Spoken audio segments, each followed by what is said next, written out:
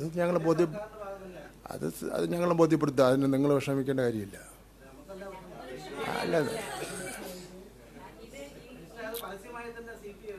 അല്ല ഒരു മുന്നണിയാകുമ്പോൾ ഇപ്പം കോൺഗ്രസ് ഏറ്റവും കൂടുതൽ പിന്നെ കോൺഗ്രസിൻ്റെ എല്ലാ സംസ്ഥാനങ്ങളും ഒപ്പിട്ടിരിക്കുന്നു.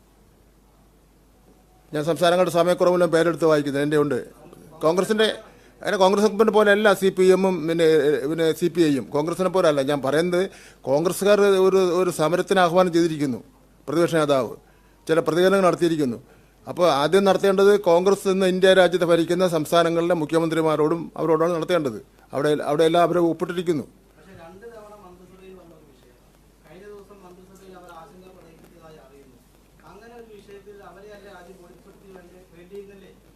അല്ലാതെ കാര്യം LDF-ൽ എന്തൊക്കെ ചെയ്യുന്നു എന്നുള്ള കാര്യങ്ങൾ മാധ്യമപ്രവർത്തകരുടെ ഉപദേശം അനുസരിച്ച് ചെയ്യാൻ വേണ്ടി പറ്റുമോ? ചെയ്യാൻ വേണ്ടി പറ്റില്ല.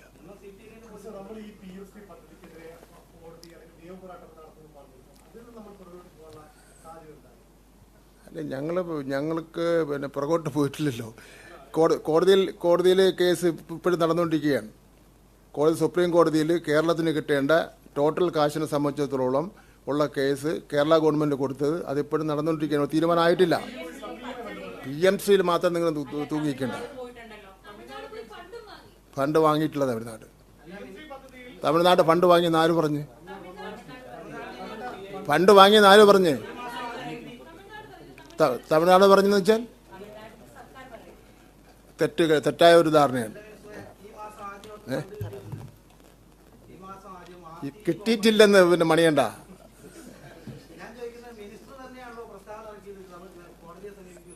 അതെ, കോടതിയെ സമീപിക്കാൻ ഞാൻ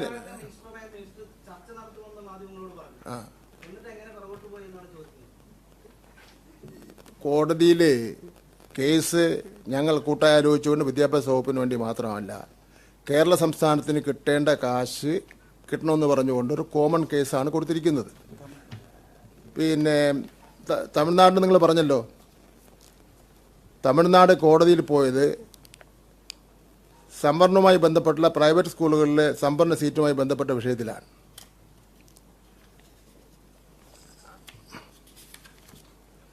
കേരളത്തിന് നമുക്കിതും ബാധകമല്ല.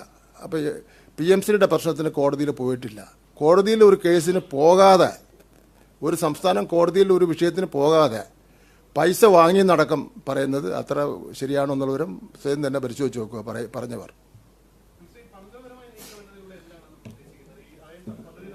നമ്മൾ എല്ലാ തന്ത്രവും പരസ്യമാക്കാൻ വേണ്ടി പറ്റുമോ? തന്ത്രം എന്ന് പറഞ്ഞാൽ തന്നെ രഹസ്യമായിട്ട് ചെയ്യേണ്ട കാര്യങ്ങളില്ലേ?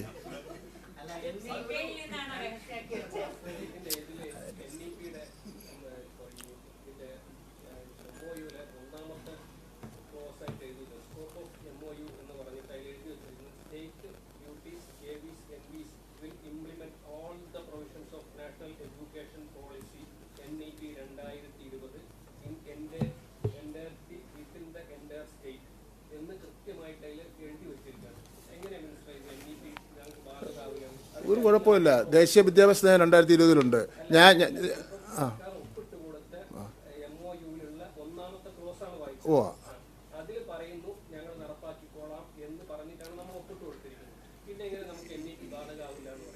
NEP-യിൽ പറയുന്ന കാര്യങ്ങൾ കേരള സംസ്ഥാനത്തിന് നടപ്പിലാക്കാൻ വേണ്ടി കഴിയുന്ന കാര്യങ്ങൾ മാത്രമേ ഞങ്ങൾ നടപ്പിലാക്കൂ.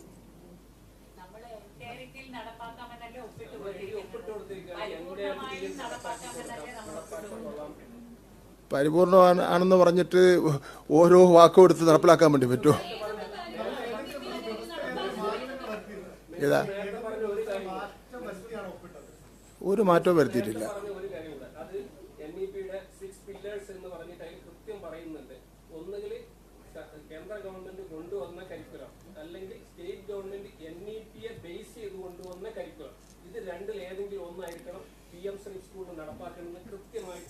ഞാൻ ഒന്നുകൂടെ നമ്മുടെ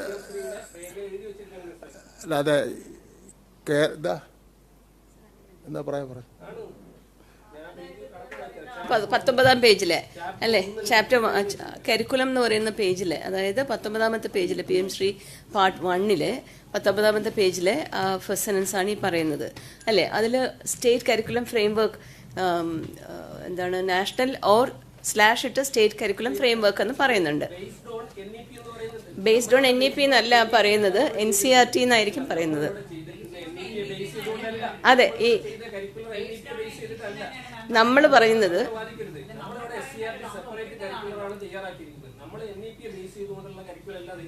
ഒരു മിനിറ്റ് SCERT നാഷണൽ കരിക്കുലം ഫ്രെയിംവർക്കിനെ ബേസ് ചെയ്ത് KCF 23 പബ്ലിഷ് ചെയ്തിട്ടുണ്ട്. അത് നമ്മുടെ സെൻട്രൽ ഗവൺമെൻറ് അംഗീകരിച്ചാണ്, മിനിസ്ട്രി ഓഫ് എഡ്യൂക്കേഷൻ അംഗീകരിച്ചതാണ്. അതനുസരിച്ചാണ് പാഠ്യപദ്ധതി റിവിഷൻ ഇവിടെ വരുത്തിയിരിക്കുന്നത്. അതനുസരിച്ചാണ് നമ്മുടെ ഇവിടെ പാഠപുസ്തകം ഇറക്കിയിരിക്കുന്നത്. അപ്പം ഇത് ഒരു സീക്വൻസ് ആയിട്ട് ഇങ്ങനെ പോകുന്നുണ്ട്.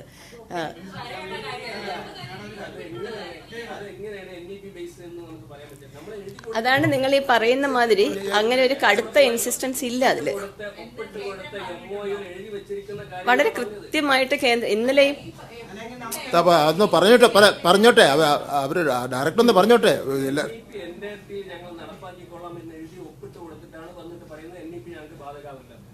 NEP ബാധകമാകുന്നില്ല എന്നാണ് അല്ലെന്ന് പറഞ്ഞത്.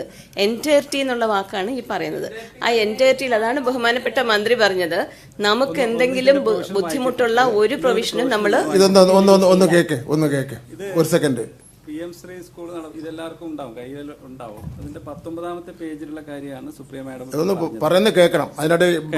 Curriculum in PM Shri school shall follow the national curriculum framework /state curriculum framework developed in accordance with the new curricular and pedagogical structure of national education policy. അത് തന്നെയാണ് നമ്മൾ പറഞ്ഞുകൊണ്ടിരിക്കുന്നത്. കേരളത്തിലുള്ള KCF 2023 നമ്മൾ രൂപീകരിക്കുമ്പോൾ ദേശീയ തലത്തിൽ വന്നിട്ടുള്ള എല്ലാ മാറ്റങ്ങളെയും പരിഗണിച്ചുകൊണ്ടാണ് നമ്മുടെ കരിക്കുലം ഡെവലപ്പ് ചെയ്തിട്ടുള്ളത്. നമ്മൾ ചെയ്തിട്ടുള്ള കാര്യമാണ് ഞാൻ പറയുന്നത്. അല്ല, ഒരു കാര്യം കൂടി ഞാൻ പറയാം എൻ്റെ സുഹൃത്തെ. ഞാൻ ഒരു കാര്യം പറയാം. NEP അംഗീകരിക്കുന്നില്ലെന്ന് നമ്മൾ പറഞ്ഞിട്ടുള്ളത് ശരി തന്നെയാണ്. അങ്ങനെയുള്ള ഒരു നിലപാട് ഈ ലോകം അവസാനിക്കുന്നവരെ ആ നിലപാട് നിൽക്കണമെന്നില്ല. കാലഘട്ടത്തിന് അല്ല, അത് നിങ്ങൾക്കൊക്കെ അറിയാവുന്ന കാര്യമാണ്. ലോകത്തെമ്പാടും മാറിക്കൊണ്ടിരിക്കുന്ന വിദ്യാഭ്യാസ സമ്പ്രദായം ഉണ്ടെന്നിപ്പോൾ പല രീതിയിലുള്ള വിദ്യാഭ്യാസ സമ്പ്രദായമുണ്ട്. ആ സമ്പ്രദായത്തിൽ നിന്ന് മാറി നിൽക്കാനൊന്നും കേരളത്തിന് കഴിയില്ല. അപ്പോൾ അതുകൊണ്ട് NEPയുടെ കാര്യത്തിൽ മാത്രമല്ല, ഞാൻ പറഞ്ഞു തരട്ടെ, NEPയുടെ കാര്യത്തിൽ മാത്രമല്ല, വിദ്യാഭ്യാസ രംഗത്തായിരുന്നാലും ടൂറിസം രംഗത്തായിരുന്നാലും ലോകബാങ്കിൻ്റെ കാശ് വാങ്ങുന്ന കാര്യത്തിലായിരുന്നാലും അതുപോലെ തന്നെ അത്തരത്തിലുള്ള സ്വകാര്യ സ്ഥാപനങ്ങളെ കേരളത്തിലേക്ക് കൊണ്ടുവരുന്ന കാര്യത്തിലായിരുന്നാലും അതിലൊക്കെ തന്നെ ഈ നമുക്ക് ഐക്യകേരള രൂപീകരണത്തിന് ശേഷം ഉള്ള കുറേ ആ കാലഘട്ടം മുതൽ എടുത്തിട്ടുള്ള ഓരോ നയം എടുത്തു നോക്കിയാൽ അതിൽ നിന്നൊക്കെ വ്യത്യാസമായിട്ട് മാറി എടുത്തിട്ടുണ്ട്. അത് എടുക്കേണ്ടി വരും നമുക്ക്. അല്ലാതെ എല്ലാ കാലഘട്ടത്തിലും ഒരേ നയത്തിൽ പിടിച്ചുകൊണ്ട് നിൽക്കാൻ വേണ്ടി പറ്റില്ല. ആദ്യം ഇടതുപക്ഷ ജനാധിപത്യ മുന്നണി ആദ്യം ഒരു നയം ഉണ്ടായിരുന്നല്ലോ, ലോകബാങ്കിൽ നിന്ന് കാശ് വാങ്ങില്ല. ഞങ്ങൾ അത് നാട്ടിലെയും രാജ്യത്തിൻ്റെ സ്ഥിതി മനസ്സിലാക്കിക്കൊണ്ട് വാങ്ങാൻ വേണ്ടി തീരുമാനിച്ചു. അതല്ലാതെ എല്ലാ കാലത്തും ഒരു NEPയിൽ പിടിച്ച് ഞങ്ങൾ കിട്ടേണ്ട കാശ് വാങ്ങാൻ വേണ്ടി പാടില്ല.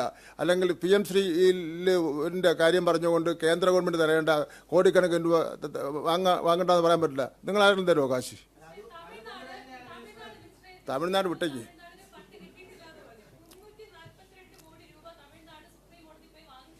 അത് വാങ്ങട്ടെ തന്നെ, അത് നന്നായിരിക്കട്ടെ. അത് പറഞ്ഞല്ലോ ഓൾറെഡി. അത് RTE നോംസിന്റെ റീഇംബേഴ്സ്മെന്റ് ആണ്. പ്രൈവറ്റ് സ്കൂൾസിൽ ഈ പുവർ ചിൽഡ്രന് റിസർവേഷൻ ഉള്ള കാര്യത്തിലാണ് അവർ പൈസ വാങ്ങിയിട്ടുള്ളത്. കേരളത്തിൽ അത് ആവശ്യമില്ല. എല്ലാ സ്ഥലത്തിലും ആവശ്യമായ ഗവൺമെന്റ് സ്കൂൾ ഉള്ളത് ആ RTE കാര്യം കേരളത്തിൽ നടപ്പിലാക്കേണ്ട ആവശ്യം പോലും ഇല്ല. തമിഴ്നാട് റീഇംബേഴ്സ്മെന്റ് വാങ്ങിയത് RTEയുടെ റീഇംബേഴ്സ്മെന്റ് ആണ്. അതാണ് നിങ്ങൾ വായിക്കുന്നത്. നിങ്ങൾ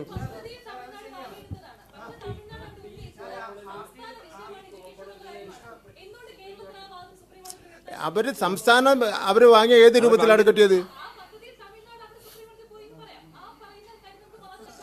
പിന്നെന്താ? ഞാൻ പറഞ്ഞല്ലോ, നിങ്ങൾ ആഗ്രഹിക്കുന്ന കേരളം, പ്രത്യേകിച്ച് വിദ്യാഭ്യാസ വകുപ്പ് എന്തുകൊണ്ട് സുപ്രീം കോടതി പോയില്ലെന്നുള്ളതാണ്.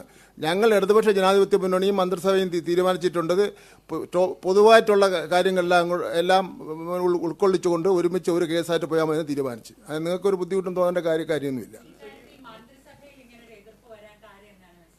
മന്ത്രിസഭയിൽ എന്തെല്ലാം കാര്യങ്ങൾ എതിർപ്പ് വരും?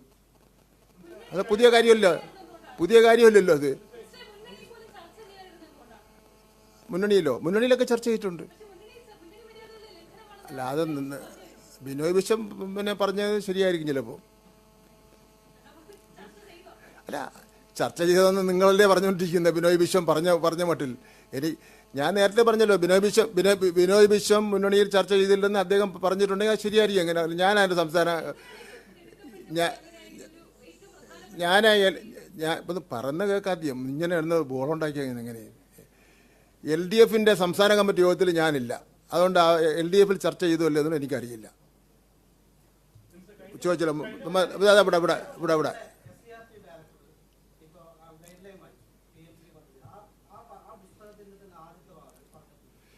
NEP കാര്യം പറഞ്ഞു. അതെ, പറഞ്ഞിട്ടുണ്ട്.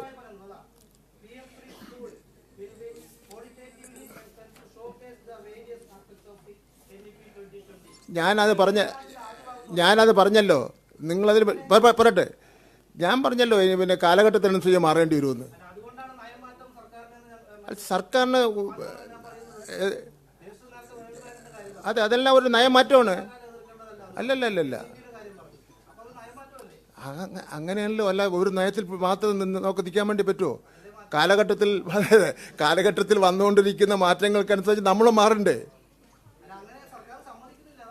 അത് സർക്കാർ സമ്മതിച്ചല്ലോ. അപ്പോൾ ഞാൻ പറയുന്നത്, നമുക്ക് പിന്നെ നയം പറഞ്ഞിട്ട് ഈ കിട്ടേണ്ട 1500 കോടിയും അതുപോലെ കോടിക്കണക്കിന് രൂപ നഷ്ടപ്പെടണമെന്നാണ് പറയുന്നത്. ഒരു NEP പേര് പറഞ്ഞിട്ട് ഈ കാശ് നഷ്ടപ്പെടാൻ വേണ്ടി ഗവൺമെൻറ് ആഗ്രഹിക്കുന്നില്ല. ഈ NEP എന്താണ് കുഴപ്പം? ഒന്നൊന്ന് പറഞ്ഞേ. NEP എന്താ കുഴപ്പമെന്ന് പറഞ്ഞേ.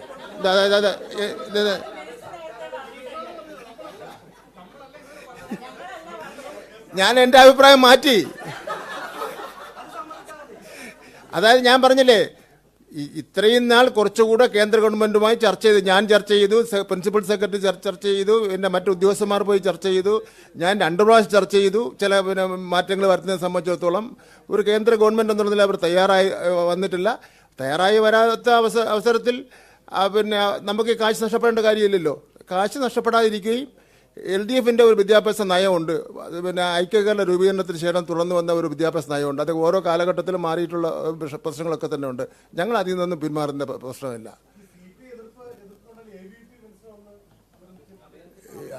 അവരെ ABPക്കാർ എൻ്റെ വീട്ടിൽ വരാൻ പാടില്ലെന്നൊക്കെ പറഞ്ഞാൽ എന്ത് ചെയ്യാൻ പറ്റും? അതിന് പ്രശ്നം വല്ലതും ഉണ്ടോ?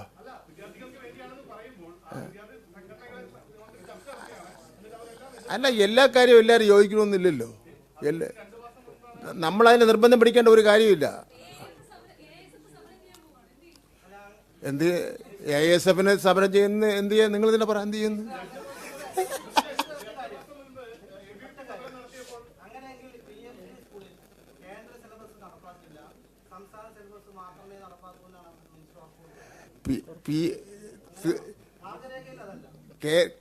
കേരളത്തിൽ ഇപ്പോൾ as it is PM Shri school ഒന്നും നിശ്ചയിച്ചിട്ടില്ല.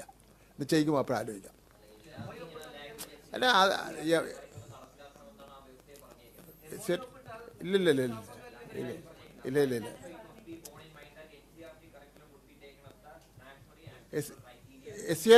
SCRT ആണ്, NCRT അല്ല.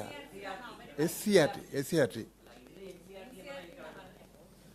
ഇതിൽ NEP-യിലല്ലേ വായിക്കുന്നത്. അതിൽ ക്ലിയർ ആയിട്ടുണ്ടല്ലോ, states will prepare their own curricular which may be based on the NCFSC prepared by NCRT to the extent possible, and prepare textbooks which may be based on the NCRT textbook materials to the extent possible.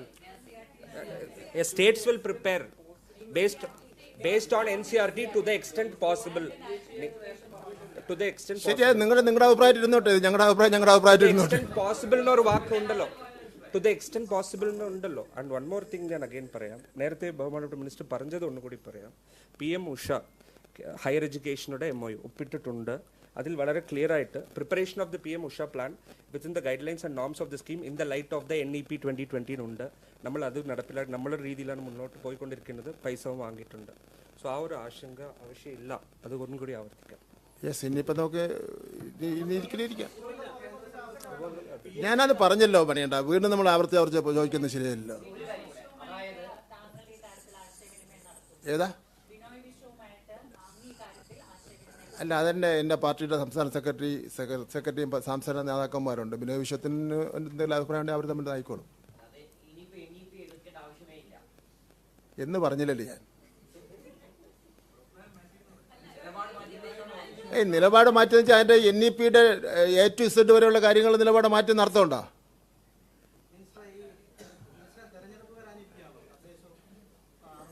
അതെ അതെ, ഒരാൾ സംസാരിക്കല്ലേ എന്ന് അങ്ങനെ നമ്മൾ ഒരു എപ്പോഴും ഒരു എണീറ്റ് നിന്ന് എങ്ങനെയാണ് ശരിയാവുന്നത്? മണിയണ്ണെ പോലുള്ള ഒരു സീനിയർ ആളുള്ള സംസാരിക്കുക വളരെ മോശമല്ലേ?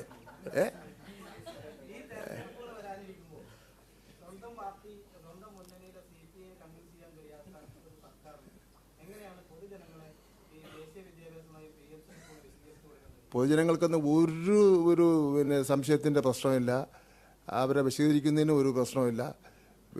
ഇലക്ഷൻ വരുന്നത് എന്നുള്ളത് കൊണ്ട് ഞങ്ങളെക്കാൾ വലിയ ഉത്കണ്ഠ നിങ്ങൾക്ക് ഉണ്ടാകേണ്ട ഒരു കാര്യമില്ല.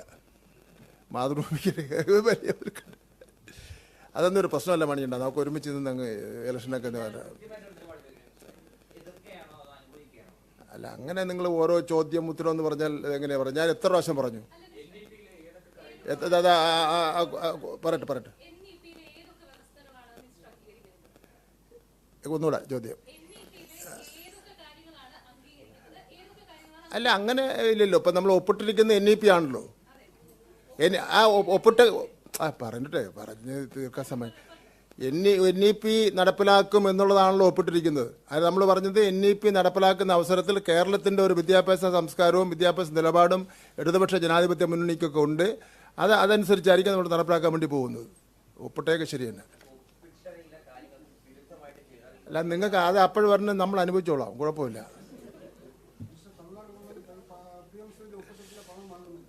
ഇല്ലേ? ഉറപ്പാണോ? അതാ നമ്മുടെ ആ കുട്ടിയുടെ പറഞ്ഞു തുടങ്ങി. ഇത് കേട്ടോ പൈസ വാങ്ങുന്നില്ല.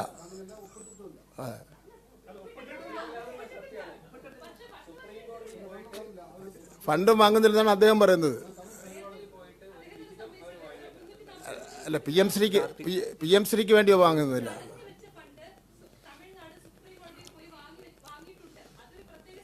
നമുക്ക് ഇന്നത്തേക്കുള്ള കാര്യങ്ങളൊക്കെ ആയില്ലേ? നമുക്ക് നാളെയും വേണ്ട കാര്യങ്ങൾ. ഇന്നിപ്പോൾ ഇനി ഇത് കഴിഞ്ഞ് ബിനോയ് വിശ്വത്തിൻ്റെ പത്രസമ്മേളനമുണ്ട്. ഗോമി ഗോവിന്ദ മാഷിൻ്റെ കഴിഞ്ഞു, എൻ്റെ കഴിഞ്ഞു. ഇനിയിപ്പോൾ നമുക്ക് ഇന്നത്തെ കാര്യങ്ങളിലായല്ലോ.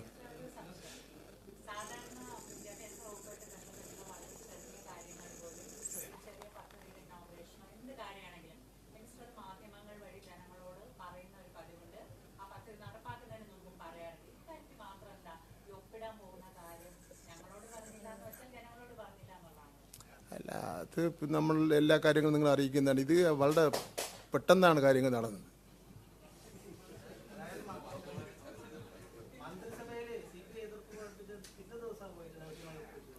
അല്ല, നമ്മുടെ കേന്ദ്ര ഗവൺമെൻറ്റിൽ നിന്ന് ഞാൻ പറഞ്ഞില്ലേ, മന്ത്രിയുടെ ഒരു കത്ത് വന്നെന്ന് പറഞ്ഞു.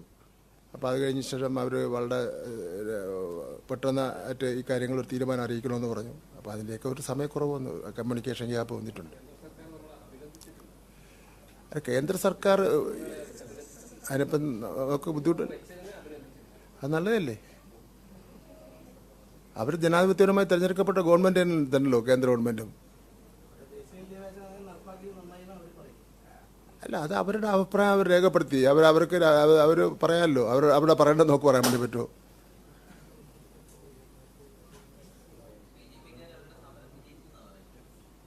അവരുടെ സമരം ആയിക്കോട്ടെ. ഓരോരുത്തർക്കും വേണ്ടി ഓരോരുത്തരിങ്ങനെ പറഞ്ഞു കഴിഞ്ഞാൽ അത് അങ്ങനെ ആയിക്കോട്ടെ എന്നല്ല നമ്മൾ എന്തായാലും മറുപടി പറയാൻ വേണ്ടി പറ്റുന്നത്. പൈസ വാങ്ങട്ടെന്നുള്ളതാണോ നിങ്ങളുടെ അഭിപ്രായം?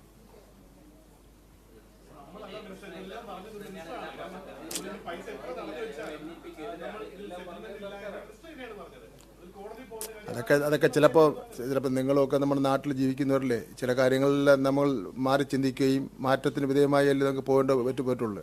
അല്ല, ഒരു കാര്യത്തിൽ നമ്മൾ അങ്ങനെ അതിൽ തന്നെ അടിയുറച്ച് അവസാനം വരെ നിൽക്കുമോ? നമ്മൾ വ്യക്തിപരമായ കാര്യം തന്നെ ഓരോരുത്തർ ചിന്തിച്ച് നോക്ക്. ചില മാറ്റങ്ങളൊക്കെ വേണ്ടി വരും. അതിപ്പോൾ രാഷ്ട്രീയത്തിലും വേണ്ടി വരും, വ്യക്തി ജീവിതത്തിലും വേണ്ടി വരും, നമ്മുടെ സമൂഹത്തിലും പൊതുപ്രവർത്തകർക്കൊക്കെ വേണ്ടി വരും, മാധ്യമ പ്രവർത്തകർക്ക് വേണ്ടി വരും. അതൊക്കെ നമ്മുടെ നാട്ടിൽ നടക്കുന്ന കാര്യങ്ങളാണ്. അതൊന്നും ഒരു വ്യത്യസ്തമായിട്ട് കാണേണ്ട കാര്യമില്ല. പിന്നെ ഇവിടെ ഇരിക്കുന്ന മാധ്യമങ്ങൾക്ക് ആകുമ്പോൾ ഓരോ വ്യൂ ഉണ്ടല്ലോ ഓരോ കാര്യങ്ങൾക്ക്. അപ്പോൾ അവർ അതനുസരിച്ചുള്ള ചോദ്യങ്ങൾ ചോദിക്കും, അതിനനുസരിച്ചുള്ള മറുപടി പറയാൻ കഴിയുന്ന കാര്യം നമ്മൾ മറുപടി പറയും. ഓരോ പത്രങ്ങളിൽ ഓരോ ദിവസം വന്നുകൊണ്ടിരിക്കുന്ന കാര്യങ്ങൾ നമ്മൾ ദിവസം എടുത്ത് വായിക്കുന്നതാണല്ലോ. അപ്പോൾ അതെല്ലാം മാറിയും തിരിഞ്ഞൊക്കെ വന്നെന്ന് വരും.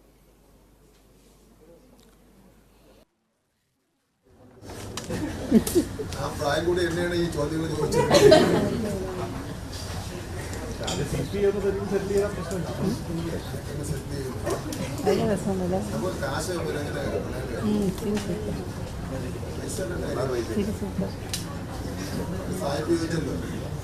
നന്ദി വേണോ പണം വേണോ? നന്ദി എന്ന് പറഞ്ഞാൽ നമ്മൾ വേറെ പണം വാങ്ങിച്ചോണ്ട് ഈ ആവശ്യം 3 മാസം മുൻപേ സമ്പാദിച്ചു വെച്ചാൽ അടിച്ച് നശിപ്പിച്ചായിരുന്നു. അധ്യക്ഷന്റെ സൗണ്ട്, ഇടിയുടെ സൗണ്ട് ഇപ്പോഴും എനിക്ക് ഓർമ്മയുണ്ട്. എന്റെ മുന്നിലായിരുന്നു ഈശ്വർ പ്രസാദ്. ഭീകരയില്ലേ പാർട്ടിക്കാരൻ, പോലീസല്ല, മിനിസ്റ്റർ സംരക്ഷിക്കാമെന്ന പാർട്ടിക്കാരൻ. എനിക്ക് സംരക്ഷണം